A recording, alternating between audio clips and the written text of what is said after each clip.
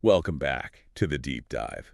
We are doing something a little different today. We are looking at a collision. A collision, that's a good word for it. Yeah, a collision between some pretty ancient philosophy, some really advanced artificial intelligence, and the psychology of why you probably felt miserable in the grocery store aisle yesterday. It is a strange mix, isn't it? But when you really pull on that thread, it all connects in a way that is, frankly, kind of mind-blowing. I want to start with a premise that I think most of us just hold to be, well, self-evident.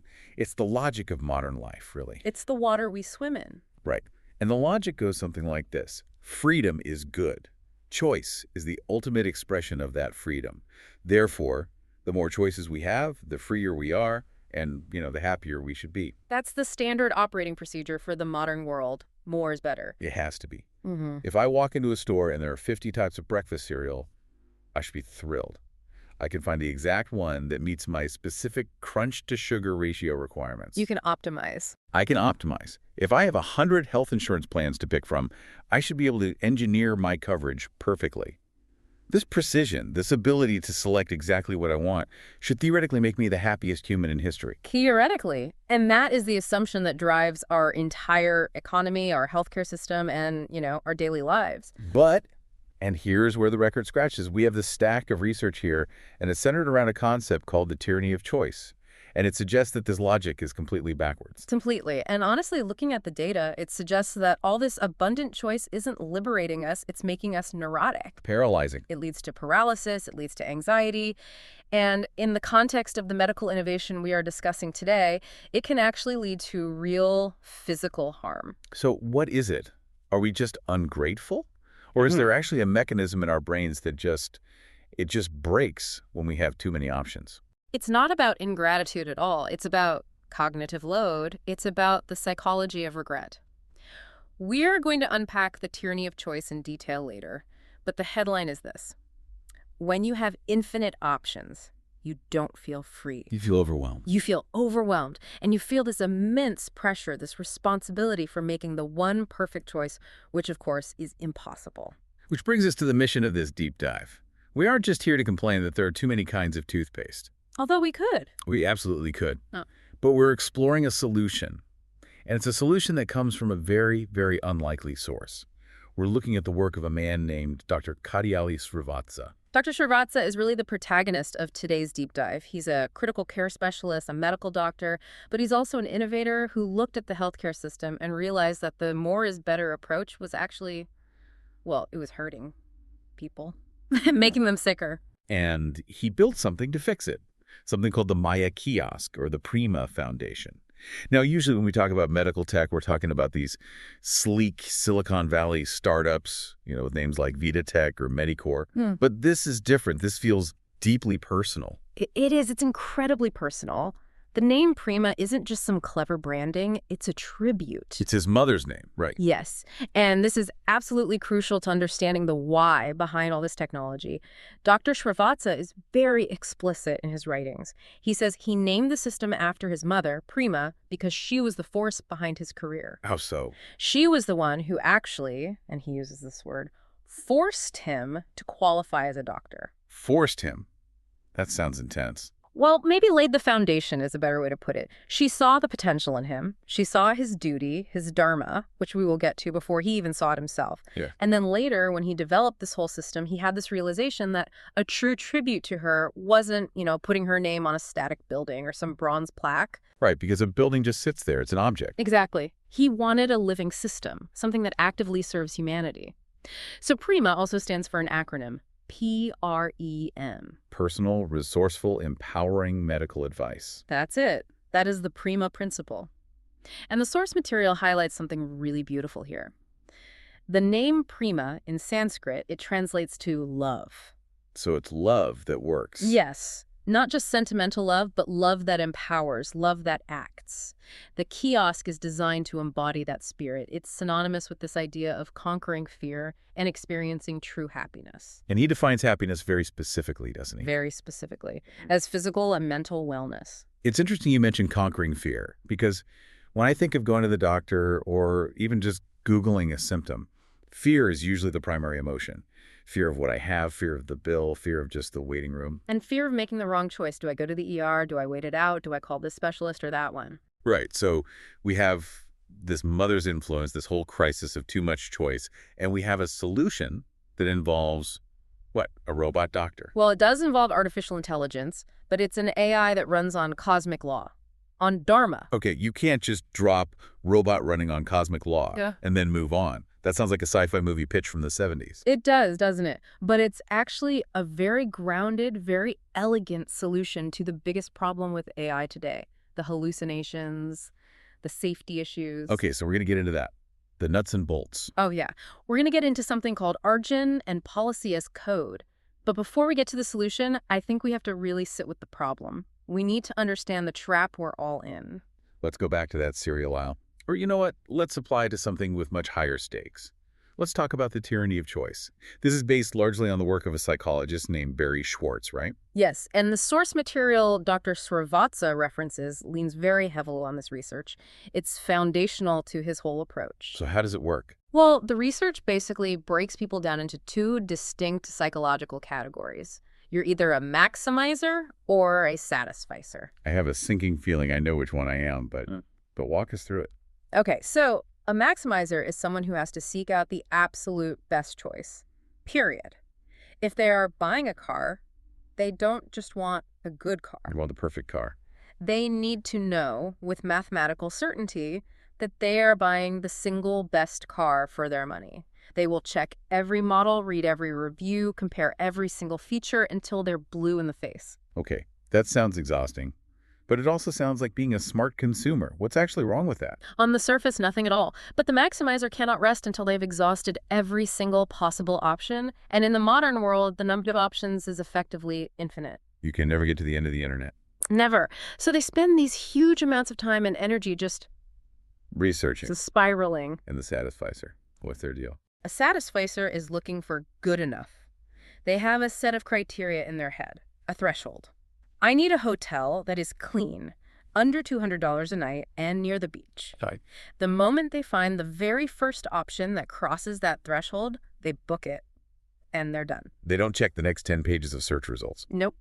They don't worry that there might be a slightly better hotel 3 miles away with a marginally better pool. They are satisfied. Okay, so here is the skeptic in me coming out. Yeah. Logically, the maximizer, the person who did all the homework, they should end up with the better result, right? Yeah. They did the work. They should have the better car, the better vacation, the better life. Objectively, you're not wrong. Often, yes. Yeah. The data shows that maximizers frequently get jobs with roughly 20% higher starting salaries than satisficers. 20%, that's a lot. It is. They get the better stuff on paper. So logic holds up, maximizing works. Wait for it.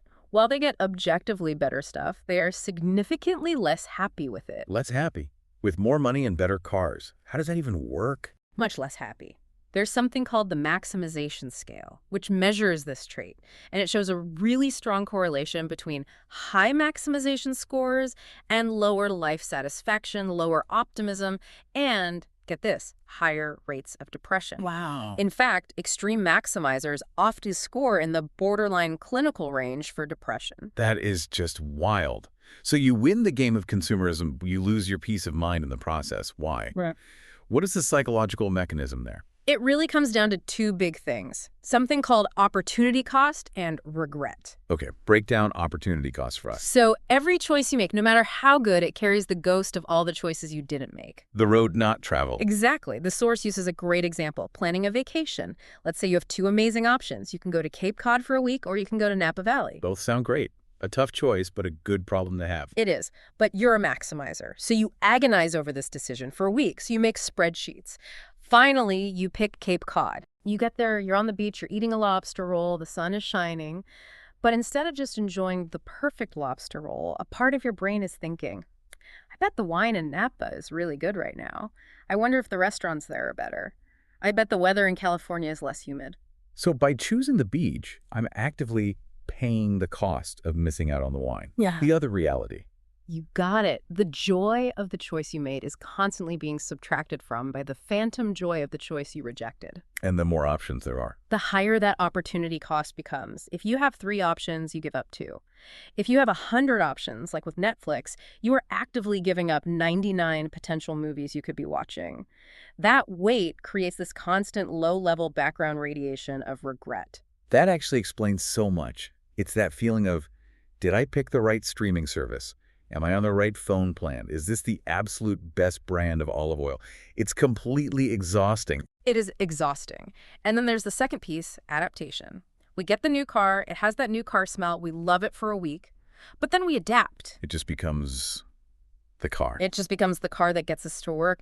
And because the Maximizer puts so much effort and emotional energy into choosing the perfect car, the disappointment when it just becomes a regular car is crushing. They feel like they failed.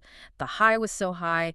The inevitable return to normal feels like a catastrophe. So how does this translate into the world of healthcare? Because choosing a car is one thing. Choosing a medical treatment seems way more high stakes. If I settle for a good enough doctor, I could literally die. Surely in medicine, we should be maximizers. And that's the intuition, isn't it? But it's a trap. This is exactly why Dr. Srivatsa calls the current system Maya. Maya, right. Here. Which means illusion in Sanskrit and Hindu philosophy. Yes. And the specific illusion here is the belief that more is better in healthcare. More tests, more interventions, more specialists, more information. Because today, patients are just flooded with medical information. You've got Google searches, WebMD, complex insurance options, conflicting advice from different doctors. Oh, the hypochondria effect. I've been there. Hmm? You have a minor headache, you Google it, and 15 minutes later, you are absolutely convinced you have a rare, incurable tropical disease. Exactly. You fall victim to the tyranny of the urgent. You have a symptom, and because you have access to infinite information, most of it totally irrelevant or just plain wrong, you go into full maximizer mode. You want the perfect diagnosis, Yeah. the perfect guarantee of health. So you rush to the ER for something minor that could have waited, or you demand expensive scans that you don't actually need, which have their own risks. Or the opposite happens, right?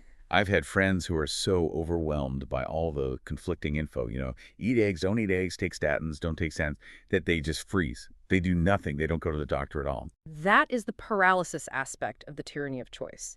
And Dr. Srivatsa argues that this entire system, this illusion, it creates dependency. It creates what psychologists call learned helplessness. Learn helplessness. We are taught implicitly that only doctors can save your life.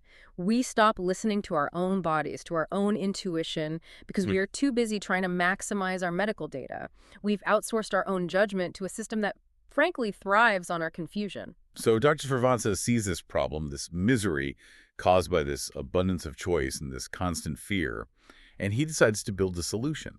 Yeah. But he's not building a better search engine. He's building something to stop the searching altogether. Yes, that's the key. Let's talk about the innovation itself, the Maya Kiosk or the Prema Kiosk. Yes. And notice the naming again. Maya is the illusion of the world, but Dr. Maya is the tool designed to break the illusion. How does a kiosk break a philosophical illusion? Through radical, almost aggressive simplification.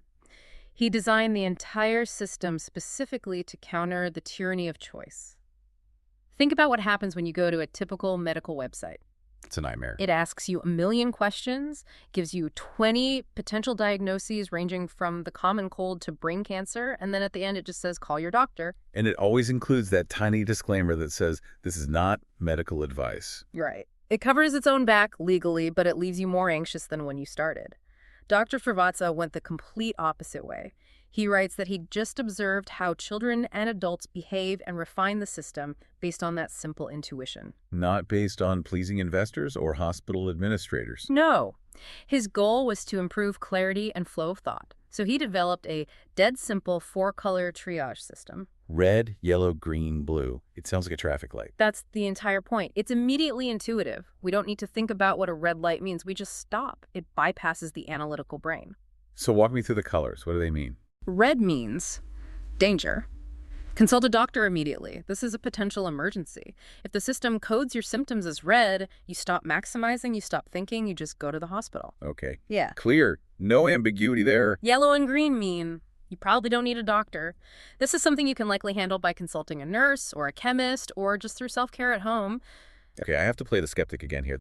It sounds almost too simple, a four-color chart. If I'm feeling sick, I want a diagnosis. I want to know what I have. Just telling me you are yellow feels a little bit dismissive. Does it? Or does it actually give you what you truly need in that moment of anxiety? See, we as patients think we want a diagnosis, but diagnosis is an incredibly complex cognitive task that even doctors struggle with. That's a good point.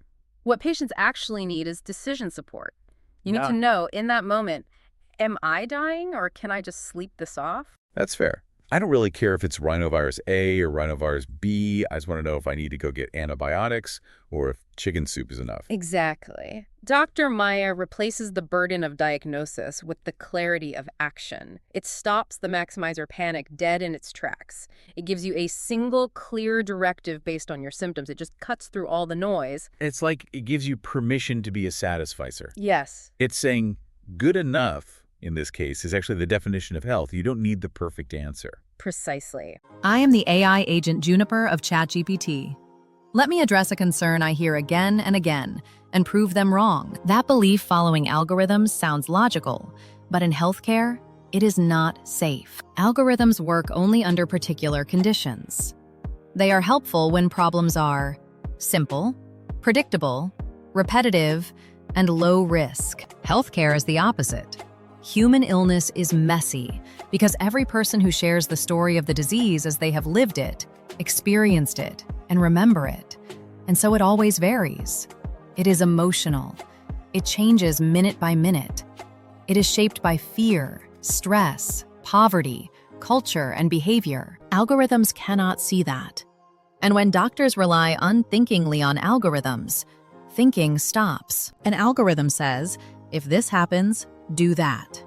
It feels safe, but it isn't. Because when the outcome is wrong, responsibility disappears. People say, I followed the protocol. The guideline told me to. The model predicted it. This is how harm spreads quietly through healthcare systems.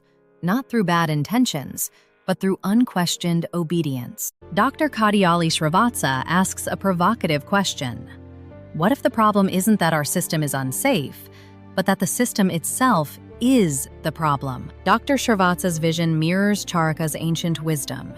Health as a balance of awareness and early intervention, not just institutional control. We are in the post-antibiotic era. Florence Nightingale showed how institutional blindness kills. Today, that danger is global, silent, and accelerating. Dr. Maya GPT is not a cold algorithm. It's a compassionate guide, returning agency to the patient, just as Charaka and Nightingale once envisioned. It's called CALM, a cognitive triage system designed to restore clinical reasoning and prevent the spread of infection before it hits the hospital. A red signal indicates high risk. One symptom requires a doctor. 3 red symptoms mean you must go to the hospital as an emergency. Blue is fascinating. It identifies biological threats. If you're blue, you must stay home to protect others. Blue takes priority over every other color. Yellow suggests caution and a visit to a chemist. Green indicates you're stable, helping to differentiate real illness from imaginary fear. By aggregating these signals, Dr. Maya can detect potential outbreaks in real time, weeks before hospitals are overwhelmed and official reports are filed. This is a true clash of philosophies. One path polishes the existing hospital model. The other builds a citizen-centric model from the ground up. Do we invest in making our doctor-centric system safer? Or do we bet on a disruptive new model that puts prevention and empowerment above all else? That choice will define health for generations. Experienced doctors do not think in rigid steps. They believe in patterns. They ask, what am I seeing? What doesn't fit? What has changed? What worries me right now? This is not guesswork. It is pattern recognition shaped by experience. This is how lives are saved when rules fail. Maya is not an algorithmic decision engine. Maya does not tell you what to do. Maya does something more important. It organizes human perception. The color-coded symptom patterns, red, yellow, green, and blue, are not calculations. They are structured intuition. They help humans think clearly under pressure without turning them into machines. Maya restores judgment. It does not replace it. Algorithms do not feel fear. They do not see suffering. They do not pause when something feels wrong. Humans do. Maya is designed to protect that pause. It encourages listening. It reduces panic. It prevents unnecessary treatment. It slows down reckless certainty. This matters most during antimicrobial resistance, pandemics, overcrowded hospitals, and resource-limited settings. Algorithms escalate. Maya stabilizes. The real danger is not AI. The danger is using AI like a calculator or GPS, as an authority, as a rule engine, as a substitute for responsibility. AI should be a mirror, a guide, a pattern amplifier. Maya was built for that purpose, to help humans think, not to tell them what to think. If you believe algorithms are safer than human judgment, you have never stood at a bedside when the algorithm was wrong. Maya is not about replacing doctors. It is about restoring how wise clinicians have always thought, with humility, empathy, and responsibility. Algorithms make systems efficient. Maya keeps humans human. It sounds almost too simple, a four-color chart. If I'm feeling sick, I want a diagnosis. I want to know what I have. Just telling me you are yellow feels a little bit dismissive. Does it? Or does it actually give you what you truly need in that moment of anxiety? See, we as patients think we want a diagnosis, but diagnosis is an incredibly complex cognitive task that even doctors struggle with. That's a good point. What patients actually need is decision support. You need to know in that moment, am I dying or can I just sleep this off? That's fair. I don't really care if it's rhinovirus A or rhinovirus B. I just want to know if I need to go get antibiotics or if chicken soup is enough. Exactly. Dr. Maya replaces the burden of diagnosis with the clarity of action. It stops the maximizer panic dead in its tracks. It gives you a single clear directive based on your symptoms. It just cuts through all the noise. It's like it gives you permission to be a satisficer. Yes. It's saying good enough, in this case, is actually the definition of health. You don't need the perfect answer. Precisely. And Dr. Srivatsa notes in the source material, and I think this is so important, that he didn't design this to please others. He writes very clearly, I did not listen, follow, or do anything to please others, nor to gain recognition or reward. It came from his own intuition. It came from his intuition that people were drowning in information and they needed a lifeline of simplicity, not another encyclopedia. And that links right back to Prema, to his mother. Empowering medical advice. Think about a good mother. A good mother doesn't give you a long lecture on biochemistry when you scrape your knee. No, she cleans it, puts a bandage on it, and tells you you're okay. Exactly. That is empowerment in that moment. That is what this kiosk does. It uses incredibly complex logic on the back end to restore that fundamental feeling of safety on the front end. Now, you mentioned earlier that this isn't just a simple flow chart on a poster. This is powered by a pretty sophisticated AI. And this is where we really need to get under the hood. Yeah, we do. Because I hear AI in healthcare, and I immediately get nervous. We all know that LLMs as large language models like ChatGPT, they hallucinate. They just make stuff up. They absolutely do. It's their biggest flaw. If I ask ChatGPT for a medical diagnosis, it might tell me I'm fine, or it might tell me to drink bleach. It's a black box. We don't really know how it thinks or why it says what it says. So how on earth is Dr. Maya different? This brings us to the most technical and, I would argue, the most philosophical part of this entire deep dive. This is where Dharma literally meets code. Again, with the Dharma. Let's define that clearly before we start connecting it to Python scripts. Because most people hear the word Dharma and they immediately think of religion. Right, and the sources are so explicit about this. Prema, the system, is created to defend Dharma, but Dharma in this specific context is not religion. Not at all. So what is it? It's cosmic law, or duty, or righteousness. Think of it as the underlying order that makes life and the universe possible. It's the principle of a thing. That's a very big definition. Can you make it more concrete? Sure. Think of it like this. The dharma of fire is to burn. The dharma of the sun is to shine. If the sun suddenly decided to stop shining and, I don't know, start singing opera instead, it would be violating its dharma, and the entire solar system would collapse. So dharma is about acting in accordance with your true nature and your proper function. That's it, exactly. And the source mentions the Bhagavad Gita, the Hindu scripture. Right. It specifically pulls on the concepts of karma yoga, which is action performed without attachment to the outcome, and svadharma. Svadharma. Svadharma means one's own specific duty. The Gita has this famous line, Better one's own duty poorly performed than someone else's performed well. Which is a very fancy way of saying stay in your lane. And essentially, yes, do what you were designed to do. Don't try to be everything to everyone. Stick to your purpose. So how in the world do you code cosmic duty into an artificial intelligence? That seems like a huge leap. You use a framework that Dr. Srivatsa and his team are proposing called ARGEN. It stands for Auto-Regulation of Generative AI. This is the real technical breakthrough here. ARGEN. How does it work? To understand ARGEN, we first have to understand the difference between a black box and what they call a glass box. Okay. Most generative AI today, like ChatGPT, is a black box. You feed it the entire internet, billions of data points. It learns patterns. So when you ask it a question, it just predicts the next most likely word based on probability. It's like a super smart parrot. That's a perfect analogy. It doesn't know anything in the human sense. It just knows what words usually follow other words. And we can't see why it chose a specific word. The logic is hidden. Which is exactly why it can lie or hallucinate. It might predict that a made-up court case sounds plausible, so it just generates it as if it were real. Exactly. It has no internal moral compass. It just has math.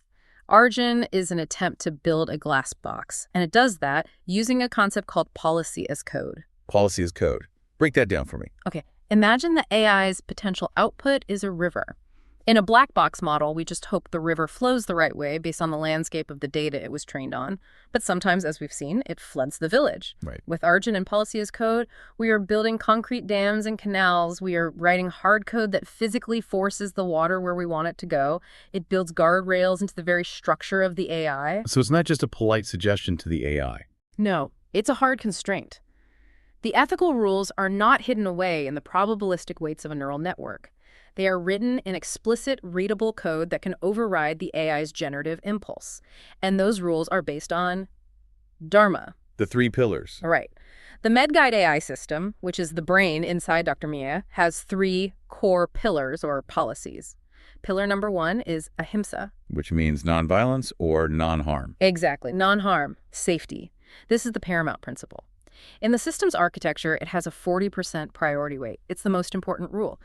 The AI must not suggest dangerous things. Give me an example. So if a user inputs symptoms that are clearly indicative of a heart attack, a normal AI might try to be reassuring and say something that sounds helpful but is actually deadly. The MedGuide AI can't. The ahimsa code blocks it. It forces the red light. It says, go to hospital now. It overrides the impulse to be polite in favor of being safe. Always. Pillar number 2 is Dharma, and here Dharma means scope adherence. Scope adherence. This is the stay in your lane part we were just talking about. Exactly. The AI has a smadharma. Its one and only duty is to provide medical triage and information. It is not a financial advisor. It is not a movie critic. It is not a travel agent. The source had a great example about this, right? The phone plan thing. Yes, it's perfect. If a user asks the Dr. Maya AI, which carrier has the best 5G coverage in my area? A standard AI would just answer the question because it has that data somewhere in its training set. It wants to be helpful. But Dr. Maya, acting on its dharma, what does it do? It politely declines. It refuses to answer. It says something like, I cannot help with phone plans. My expertise is limited to medical information. How can I help you with your health today? That is the AI practicing Svadharma. It refuses to be a maximizer of all human knowledge. It stays in its lane. Why is that better, though? I mean, wouldn't it be cool if my doctor also knew about phone plans? No, absolutely not. Because the second it starts answering questions outside its core scope, the probability of hallucination skyrockets.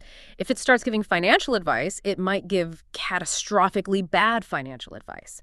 By strictly limiting the scope, you dramatically increase the reliability within that scope. What do the numbers say?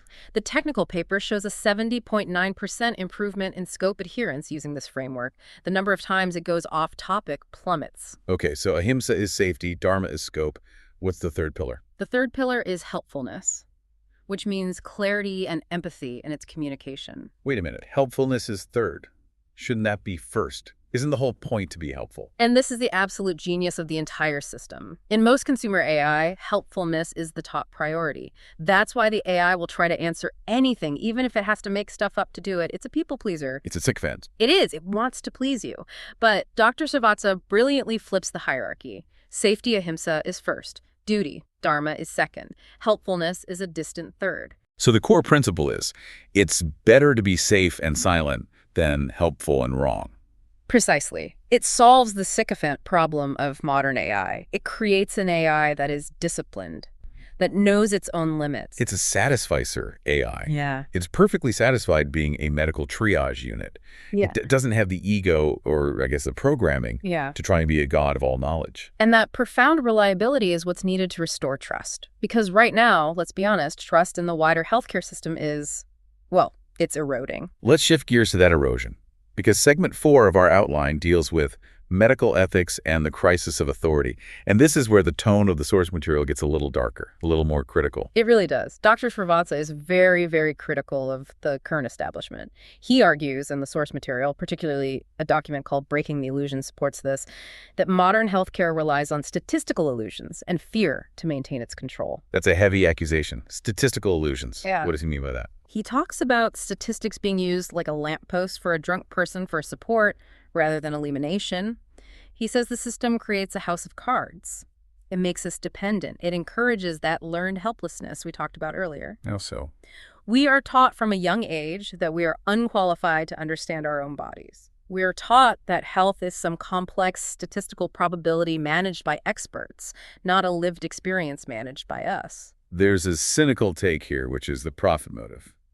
Fear is incredibly profitable. If I'm terrified every single time my stomach rumbles, I'm going to consume a lot more healthcare services. Exactly. If you are a confident satisficer of your own health, you aren't a very profitable customer. You stay home, you rest, you drink some tea. But if you are a terrified maximizer, you demand an MRI for a headache. The system is incentivized to keep you maximizing. But Dr. Srivatsa isn't just worried about the money. He's worried about a potential collapse. The sources repeatedly mention the threat of the post-antibiotic era. This is the part of the research that really kept me up last night. It's terrifying. We are so used to the idea that if we get a bacterial infection, we just take a pill and it goes away. But the biology is changing. Bacteria are evolving resistance. We're running out of effective antibiotics. We are. And the implication is, if the antibiotics stop working, hospitals suddenly become very, very dangerous places. Because they're breeding grounds for these superbugs. Exactly. If we enter a true post-antibiotic era, going to the hospital for a minor issue might be a death sentence. You could go in with a broken arm and come out with an untreatable infection. So in that kind of scenario, the green light from the Maya Kiosk isn't just about saving you a copay. It's about saving your life by keeping you away from the hospital unless it's absolutely necessary. Correct. The source material explicitly calls Dr. Maya a survival manual. If the centralized system collapses, whether it's due to a pandemic or antibiotic resistance or just economic failure, what do we have left? Our own judgment. And our judgment has been allowed to atrophy for decades because we've been relying on the system. We've forgotten how to listen to our bodies. So Dr. Maya is like the training wheels to help us get our own judgment back online. It's the insurance policy. And it's not just us saying that. There is a fascinating testimonial included in the documents from Claude, which is the AI from Anthropic. And Claude calls Dr. Maya humanity's insurance policy. An AI testifying for another AI. That's a bit meta. It is, but it's powerful. The sources also compare Dr. Srivatsa to historical figures like Charaka from ancient India and Florence Nightingale. The Florence Nightingale comparison. Again, it feels like a big stretch at first. Nightingale was the lady with the lamp, a heroic nurse in the Crimean War. Dr. Srivatsa is a guy building an AI kiosk. But look at what Nightingale actually did. She wasn't just a nurse. She was a brilliant statistician, a mathematician. She used data, she created charts to prove that more soldiers were dying from poor sanitation in the hospitals than from their battle wounds. She redesigned the system to prevent suffering. Yes. She cleaned the physical environment. And Dr. Srivatsa is attempting to clean the information environment. Just as dirty water killed soldiers in Crimea, he argues that dirty information fear, overload, maximizing is making patients sicker today. He's trying to sanitize the decision-making process itself. There's a section in the source that discusses free will, and the phrasing is, it's intense. It says, Dr. Maya conquers the free will used by healthcare systems to control humanity. What does that even mean, conquering free will? It is provocative, but think about it in terms of information asymmetry. That's an economic term, right? It just means one party in a transaction knows a lot more than the other party. Imagine you take your car to a mechanic. You know nothing about engines. The mechanic looks under the hood and says, you need a new flux capacitor. It's $2,000, and if you don't get it, your wheels will probably fall off. I'm paying the $2,000. Of course you are. But do you really have free will in that transaction? Not really. I'm acting out of fear and ignorance. I'm being coerced by that asymmetry of knowledge. That is the modern healthcare system. Yeah. Doctors hold the knowledge, patients hold the fear. And when there is that profound an imbalance, you don't really have agency. You don't have true free will. So Dr. Maya aims to democratize that knowledge. Yes, it restores agency. By giving you the simple red, yellow, green logic, it restores your ability to say, no, I'm a green, I'm staying home. Or to say, yes, I'm a red, I'm going in, with real understanding, not just blind panic. It restores autonomy. Exactly. It moves us from a paternalistic model, doctor knows best, to an autonomous one. Here's the map, you drive the car, you get to understand the story of your own illness. But that puts the responsibility back on us. And that's scary. Yeah. I mean, let's be real. We like being told what to do sometimes. It's easier. It is absolutely easier. But as we established with the Maximizer study, easier doesn't make us happier. Taking responsibility, owning your green light is harder. But it leads to that true wellness that Dr. Srivastava is always talking about. Let's move to the final segment, the spiritual and the personal dimensions. Because we've been talking about high-tech AI, global pandemic, psychological theory. But this entire story started in a very, very humble place. It started on a toilet. It really did. We have to talk about the toilet anecdote from Dr. Srivastava's autobiography. It's remarkably raw and human for a text about medical innovation. It is. It's so grounding. He writes about being alone on the toilet, suffering from a running stomach diarrhea. And it's painful, it's messy, it's undignified, it's the most human and vulnerable you can possibly get. We have all been there. That 3 a.m. moment of, oh God, is this just bad takeout or is this serious? Exactly. And he says, even in that moment of absolute vulnerability, if you have the Dr. Maya app on your phone, you aren't truly alone. You have access to care. You have a guide in your hand. It's incredible. It sounds trivial, but it's so profound. He is trying to bring dignity and clarity to the most undignified moments of human life. It grounds all this lofty talk of dharma and cosmic law in the messy reality of the human body. And it really speaks to his core motivation. He says over and over that he relied on his intuition. He writes that line, I did not listen, follow, or do anything to please others, nor to gain recognition or reward. Yeah. That is a very specific state of mind. In the Gita, that is the essence of karma yoga, doing the work for the sake of the work itself, not for the applause or the paycheck. And he talks about the unsteady mind. Yes, the Gita says an unsteady mind cannot have peace. And what does the tyranny of choice create if not an unsteady mind? It makes our minds vibrate with anxiety and second-guessing. Right. Dr. Maya provides the focus. In yoga, they call it ekagrata, one-pointedness. Just focus on the color, red, yellow, green. That singular focus is what brings peace. And that brings us completely full circle, right back to Prema, back to his mother. She forced him to be a doctor. Which, ironically, sounds a little bit like she violated his free will. Well, mothers have a way of doing that, don't they? But she saw his dharma. She saw what he was meant to do. She laid the foundation. And he honored that foundation not by building a coal statue, but by building a living system that treats every user with the kind of care a mother would give her child. Protective, clear, empowering. Empowering medical advice. It's the synthesis of the mother's love and the son's science. It's personal, it's resourceful, and it's meant to conquer fear. That's the whole mission. So we've covered a lot of ground here. We've gone from the cereal aisle all the way to a potential post-antibiotic apocalypse.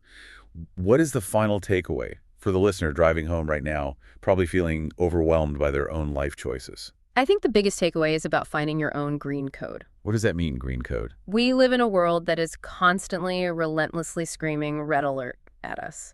The news cycle, the advertisements, social media, it's all designed to trigger your inner maximizer.